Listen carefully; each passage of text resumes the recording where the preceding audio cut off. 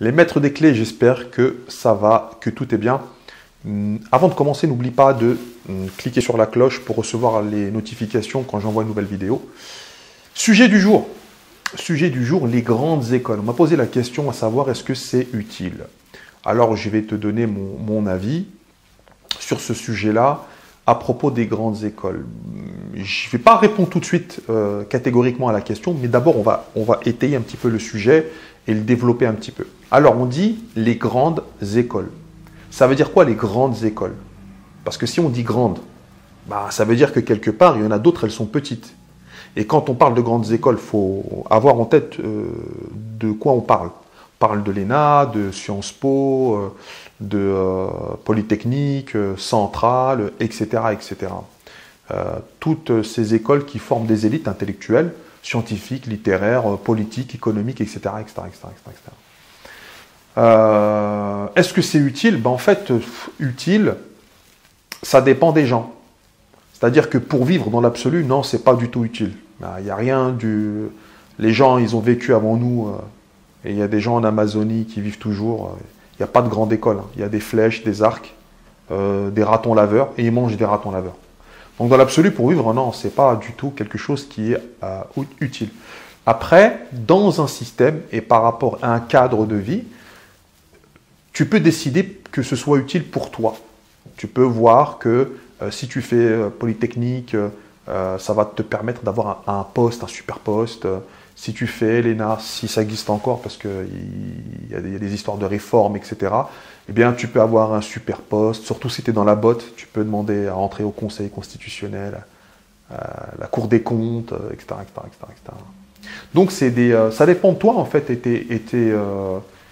et tes préoccupations, de la carrière que tu veux avoir toi, ou tu peux avoir aussi ces désirs-là pour tes enfants et faire en sorte que tes enfants ils puissent avoir une grande carrière. Après, moi, c'est pas ça qui m'intéresse en fait. Moi, ce qui m'intéresse, c'est quand on imagine les gens qui sont dans ces systèmes-là, on a l'impression que c'est des gens qui sont intelligents. Et pour avoir eu le privilège, je ne sais pas si c'est un privilège en tout cas, qui a eu l'occasion de suivre des cours à Sciences Po. J'étais en auditeur libre à Sciences Po à un moment donné sur une thématique qu'il n'y avait pas autre part. Il y avait un spécialiste de ce domaine-là, donc j'ai participé à ces cours. Donc ça correspondait à peu près à Bac plus 4, Bac plus 5. C'était Master 1, Master 2. Et je me suis retrouvé dans une classe avec des gens super, etc. Par contre, parfois, il y en a qui posaient des questions, on se demandait si le cerveau, il était là ou il n'était pas là, s'il prenait de la drogue, s'il comprenait le français, etc. Et en fait, moi, je me disais, quand j'étais jeune, je pensais que tous des gens, naïvement, je me disais que toutes les personnes qui étaient à sciences politiques, qui étaient ceci, cela, c'était vraiment des gens super intelligents, et en fin de compte, pas du tout. Pas du tout. Et après, j'ai fréquenté voilà, des personnes qui avaient un certain niveau intellectuel, des docteurs en histoire, des professeurs, des chercheurs, etc. Et tu te rends compte qu'en fait, c'est des gens comme tout le monde, sauf que dans leur domaine, ils sont super brillants, en fait, comme un mécanicien. C'est comme un mécanicien qui répare très très bien les voitures, et après, quand tu vas lui demander son avis sur la politique, il va te raconter n'importe quoi. Non pas que tous les mécaniciens ont des mauvais avis en politique, mais la plupart des avis qu'on donne, ce sont des avis partiels, non documentés. Il y a très peu de gens qui vont lire des bouquins sur les sujets desquels ils vont parler. Alors on va parler, je sais pas, tu prends n'importe quel, la vaccination, pas la vaccination, le virus, pas le virus, la guerre de l'Irak. Qui c'est qui a lu des livres sur la guerre de l'Irak, l'histoire de l'Irak? Aujourd'hui, on a plus de 20 ans de recul sur la guerre de l'Irak. La première encore plus, 89, 90, 91. Qui c'est qui a lu? Qu'est-ce qui s'est passé entre-temps?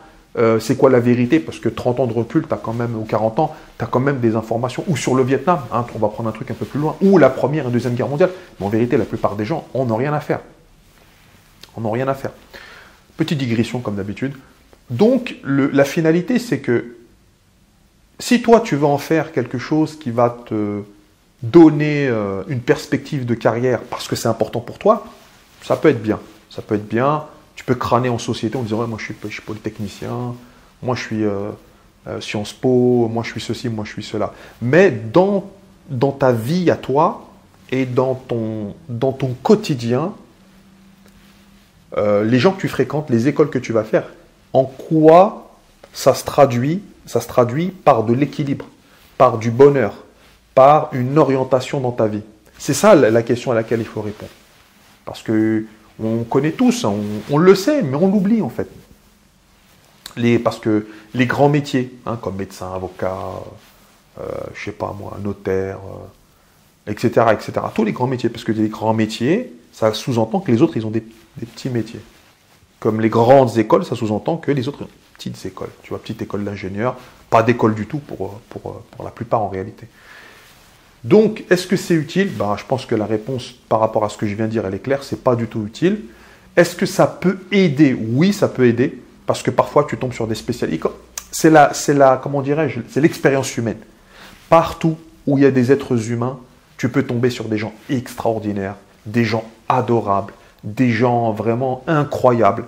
Tu peux tomber sur vraiment des grands spécialistes, des gens qui ont une intelligence extraordinaire.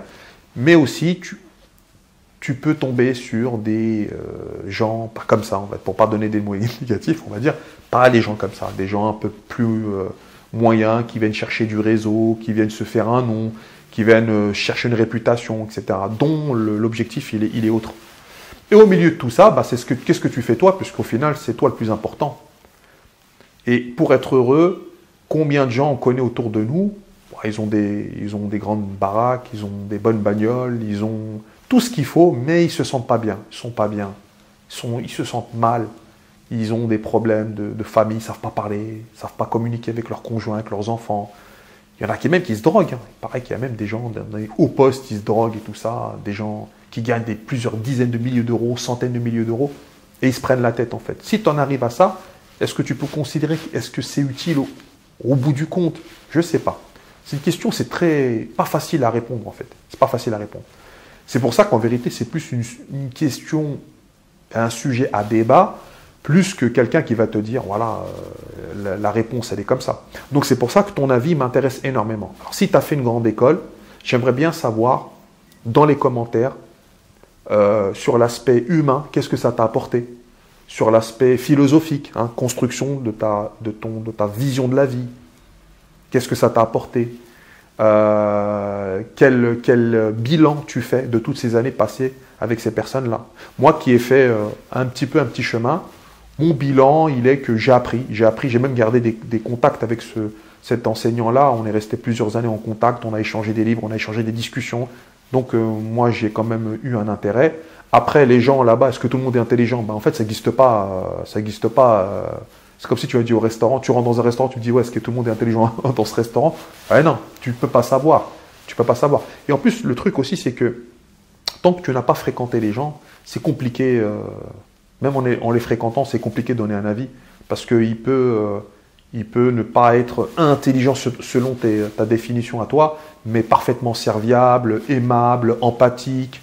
Et là, tu vas dire, bah, il est intelligent de ce côté-là, tu vois. Donc, c'est des sujets un peu galère. Voilà, un peu galère. Donc c'est pour ça, si tu as fait une école, bah, donne-moi ton avis. Dis-moi qu'est-ce que ça t'a apporté. Ou au contraire, peut-être ça t'a gâché ta vie.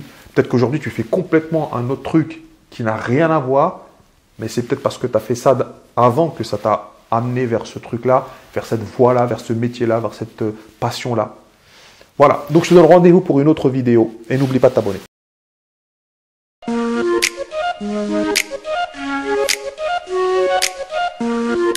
Thank you.